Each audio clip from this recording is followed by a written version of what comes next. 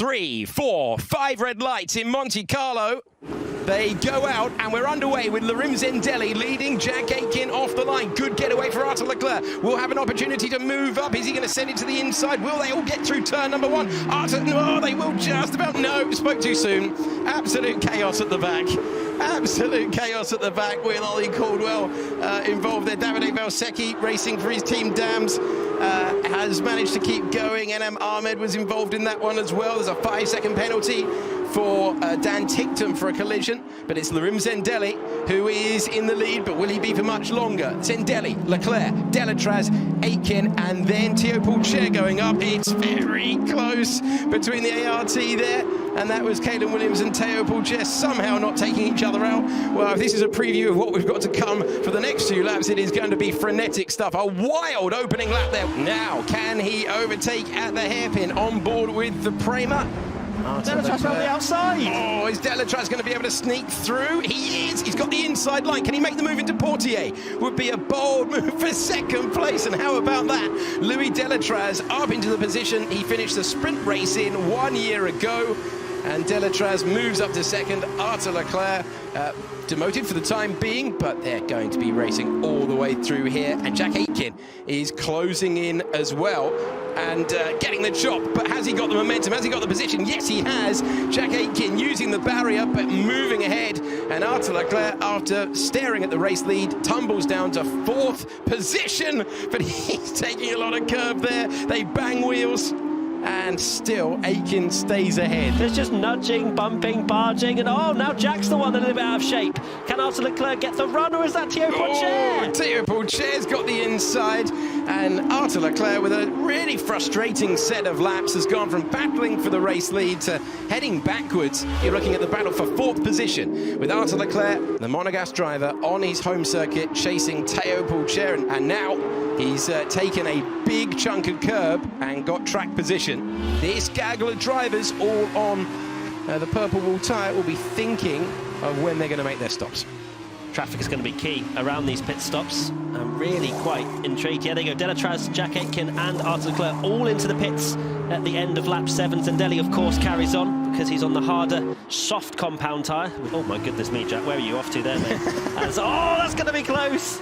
And that was very rude from Jack Aitken. I reckon if there were some active stewards, I think Jack would be getting some sort of slap on the wrist there. And Aitken now having to make a dicey move. You can see the mess you can get caught up in. And Jack Aitken's got a big gap there. It looked like he might be about to be put in the wall, but instead of that, it's Aitken now with a little bit of a gap to Arthur Leclerc. I'd love to actually also get a counter of how many love taps Arthur Leclerc has given Jack Aitken, because I think there's no love there. I can tell you that with in terms of the taps. He's just trying to unsettle that car wherever he possibly can into the braking zone. This is exactly what Jack Aitken did, and Arthur Leclerc could have a very good opportunity into turn 1, but Jack's got the inside line. He doesn't want to go the long way round, does he? And he knew that he was in the wrong part there. It's going to cost him a position in the wrong part of the racetrack. Had to use the momentum, knew the space was going to disappear. Nothing really he could do. Aitken defending the position, Pourchaire up to 4th, and Arthur Leclerc now down to 5th place. Can Zendelli get out ahead of Louis Delatraz? This is the real thing. I think it would be incredibly close. It's about 19 seconds. I expect Delatraz will go through. He will go through into the lead. So Delatraz now needs to show the defensive side of his driving. Oh, he's deep though. And you saw Zendelli almost got sucked into going deep as well. That is so easy to do. It almost becomes hypnotic when you're having to do lap after lap, and there was an opportunity there for Zendelli, who is right on the gearbox. Mistakes creeping in for Zendelli, I was about to say. And that's pushing, that's having to apply the pressure. So consistent for so many laps, but a few wide moments, and look at that gap. 2.8 seconds, so frustrating. Larim Zendelli, in second place. Is he still in second place? The message coming up that he'd left the session. And he's now in the pit. He's now in the pit. And poor old Larim Zendelli, after a superb run, And we were hoping for a grandstand finish, not quite worked out, and Louis Delatraz just has to bring it home without cutting any corners. And these two are going to provide all of the entertainment on the last lap as Leclerc tries to turn third into second. Surely there's going to be one move there where he just absolutely He's going for it! He's going for it, risks it into Mirabeau, side by side, down the hill they go. Oh, you can't go the long way round there. He's just having to wait for the opportunity. That's nicely done. Here we go. Down the hill. Will the Prema send it? Tried to. Oh, he spun! He spun round! He spun himself off the podium! The rear wheel tags the inside barrier, and Jack Aitken goes back onto the podium, and Louis Delatraz has one corner to go, and he was second last year, but virtually this year it's going to be first place on the streets of Monte Carlo.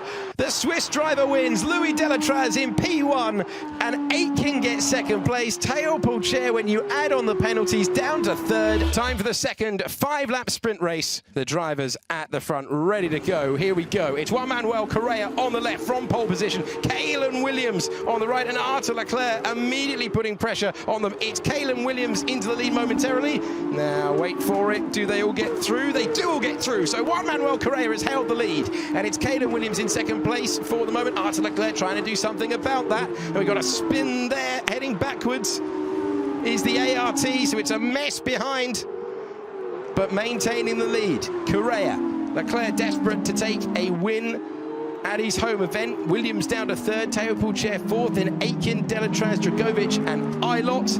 And there was an ART going backwards there for a long time.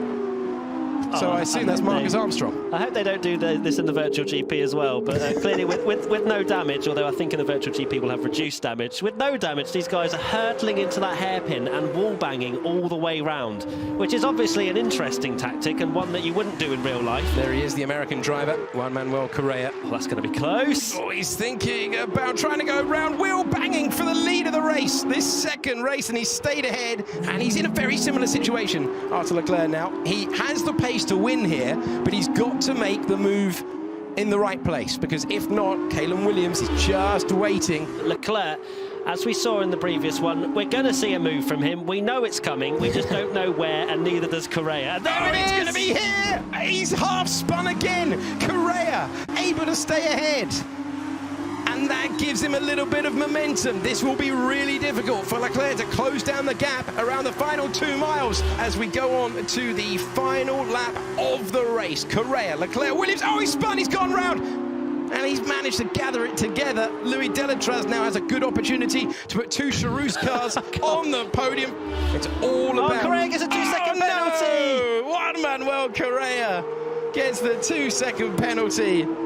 And Arthur Leclerc just needs to avoid getting the same thing at this corner of the racetrack. Does he know, though? Oh, he gets another one, Correa. Oh, Correa gets a second one, and your heart sinks for him. There's so much grit and determination. He'll come across the line, but when the penalty is applied, unless we've missed one from Leclerc, it's going to be Leclerc who takes the win. And it is Arthur Leclerc who takes the win at his home track to win for the 3rd time this year. And Juan Manuel Correa, with the penalty applied, still on the podium, but he'll be frustrated to put in all of that effort. The penalty's coming late once again.